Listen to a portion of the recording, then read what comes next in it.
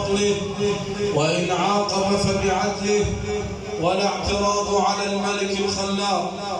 وأشهد أن لا إله إلا الله وحده لا شريك له، خلق آدم من طين فسواه، وساق موسى إلى حجر فرعون عدوه فرباه، ورد يوسف إلى أبيه يعقوب بعدما ابيضت عيناه، ويونس إذ ذهب مغاضبا ففي بطن الحوت أخفاه، وناداه يا يونس لا تخف إن الله لا ينسى من ينساه. وأشهد أن سيدنا وحبيبنا وعظيمنا ومعلمنا محمد رسول الله، طب القلوب ودوائها، وعافية الأبدان وشفائها، ونور الأبصار وضيائها. سلامي على بدر أتم فسلما، وأخفى شعاع البدر لما تبسما. سألت من النوق من آمنت به، قالت كريما في البرايا معظما. فقلت لها يا نوق كيف صفاته، قالت يفوق البدر في كبد السماء. فقلت لها ما الاسم، قالت محمدا شفيعا لمن صلى عليه وسلم. فاللهم صل وسلم وبارك على الرحمة المهداة والنعمة المسداة والسراج المنير سيدنا رسول الله محمد. ثم أما بعد، يقول الله سبحانه وتعالى في محكم كتابه الكريم: ومن آياته أن خلق لكم من أنفسكم أزواجا لتسكنوا إليها وجعل بينكم مودة ورحمة إن في ذلك لآيات لقوم يتفكرون. فالزواج آية من آيات الله سبحانه وتعالى في كونه، والتي رغب فيها حضرة النبي صلى الله عليه وسلم، فقال: يا معشر الشباب من استطاع منكم الباءة فليتزوج، ومن لم يستطع قال فعليه بالصوم فإنه له وجاء الوقاية. والباءة في نص الحديث بمعنى القدرة المادية والصحية. من استطاع منكم الباءة أي من توفرت عنده القدرة المادية والصحية فليتزوج، فليسارع بالزواج. لما يا رسول الله؟ قال: لأن الزواج يغض البصر ويحصن الفرج ويصل الرحم. وقال صلى الله عليه وسلم: تناكحوا تناثلوا تكثروا فإني مباهٍ بكم الأمم يوم القيامة. لأن العلة من الزواج أن يجعل الله سبحانه وتعالى من نسل الزوجين من يعبده ولا يشرك به شيئا، من يقول لا إله إلا الله محمد رسول الله.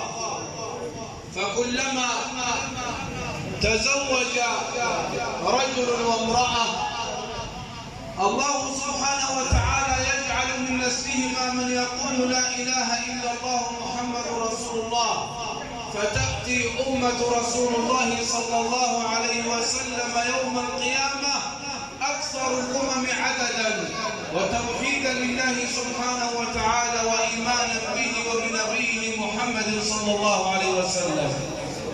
وقبل الزواج شرعت الخطبة، خطبة الزواج.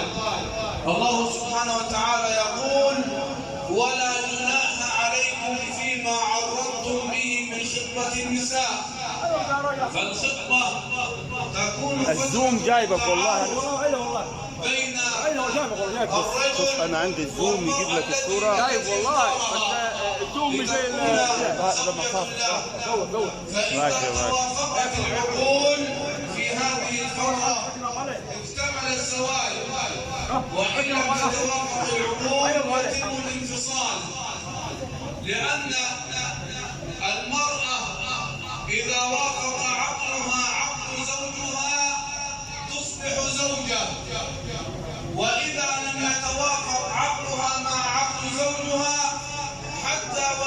اكتمل الزواج تصبح امرأة، يعني امرأته وزوجته. سيدنا زكريا عليه السلام لما توافق عقل زوجته معه ذكره الله في القرآن: وزكريا إذ نادى ربه رب لا تذرني فردا وأنت خير الوارثين فاستجبنا له وأصلحنا له زوجة.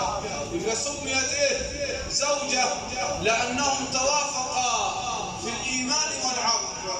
وأما نوح عليه السلام أيضا نبي، ولكن عقل زوجته لم يتوافق مع عقله، فقال القرآن: وضرب الله مثلا للذين كفروا امرأة نوح وامرأة لوط كانتا تحت عبدين من عبادنا صالحين فخانتاهما فلم يغنيا عنهما من الله شيئا وقيل ادخلا النار مع الداخلين.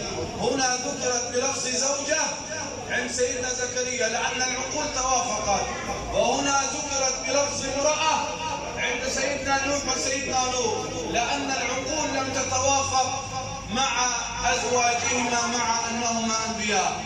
ففترة الخطوبة هي فترة تعارف بين الشاب والشابة حتى تتوافق العقول، كل منهم يعرف ماذا يريد الآخر، ماذا يحب وماذا يكره، ماذا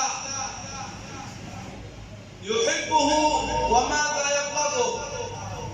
فهذه الفترة تبين لهما هل يتوافق عقلهما مع بعضهما البعض أم لا. فالنبي صلى الله عليه وسلم شرع خطبة الزواج لتكون للتعارف بين الشاب والشابة قبل الزواج. وها نحن قد اجتمعنا لنحيي سنة من سنن الحبيب محمد صلى الله عليه وسلم ألا وهي خطبة الزواج.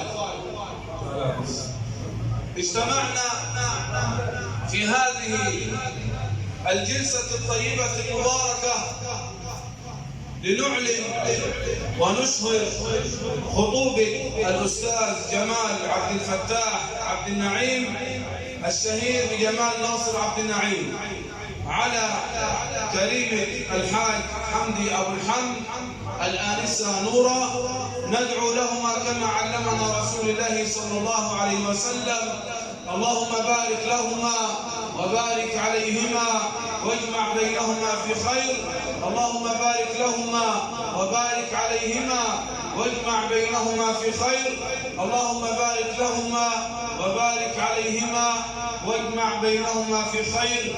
وخير ما نبدأ به هذا الحفل، حفل الخطوبة، آيات بينات من الذكر الحكيم مع فضيلة القارئ الشريف محمد سعد الدين الخلفي، فليتفضل مشكورا مأجورا موفقا.